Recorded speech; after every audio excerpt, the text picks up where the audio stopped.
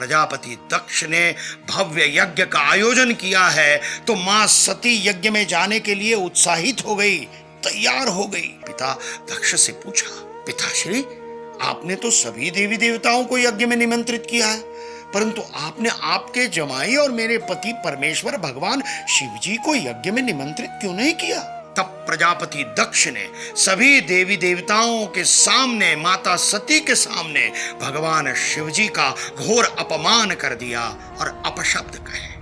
अपने पति परमेश्वर भगवान शिव जी का अपमान माता सती सहन नहीं कर पाई और यज्ञ कुंड में उन्होंने स्वयं की आहुति दे दी। उसी समय भगवान शिव क्रोधित होकर अवतरित हुए और देवी सती की छाया शरीर को कभी सिर पर, कभी हाथ में, कभी कंधों पर धारण कर तांडव नृत्य शुरू कर दिया। तांडव से समस्त सृष्टि का विनाश न हो, इसलिए भगवान विष्णु ने सुदर्शन चक्र चलाकर उस छाया देह के 51 भाग कर दिए और वो भाग जिन जिन स्थानों पर गिरे उस प्रत्येक स्थान पर एक दिव्य ऊर्जा स्रोत की निर्मित हुई और 51 शक्तिपीठों का निर्माण हुआ।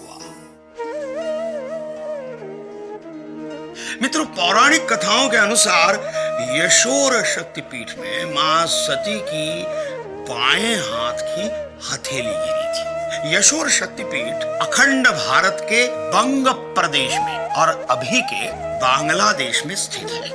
यहाँ शक्ति योगेश्वरी है और भैरव चंद्र के रूप में विराजमान है। यहाँ के निवासी भगवान शिव जी को चंड भी कहते हैं। प्रत्येक देवी भक्त के मन में ये तीव्र उत्कंठा और तीव्र इच्छा होती ही है कि वो भी मां योगेश्वरी सहित सभी के सभी 51 शक्तिपीठों के दर्शन करें और वहां की दिव्य ऊर्जा प्राप्त करें। किंतु आज ये पवित्र 51 शक्तिपीठों में से कुछ शक्तिपीठ आज के पाकिस्तान, बांग्लादेश, तिब्बत, नेपाल और श्रीलंका जैसे देशों में स्थित है। किंतु इन देशों में स्थित पवित्र शक्तिपीठों का दर्शन इन देशों में जाकर करना प्रत्येक देवी भक्त के लिए संभव नहीं हो पाता और इसीलिए गुजरात में मां अंबाजी मंदिर के पास गिरी शिखर गब्बर पर्वत पर जहां मां जगदम्बा का हृदय स्वयं विराजमान है, वहां सभी के सभी 51 शक्तिपीठों के मंदिरों की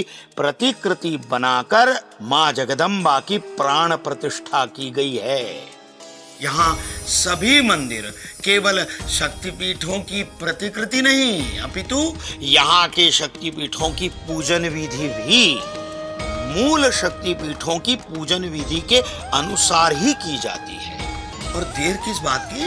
चलो अंबाजी माँ के हृदय के पास, चलो गुजरात पवित्र यात्रा धाम विकास बोर्ड और गुजरात टूरिज्म आपकी प्रतीक्षा कर रहा है। चलो अंबाजी, जय अंबाजी।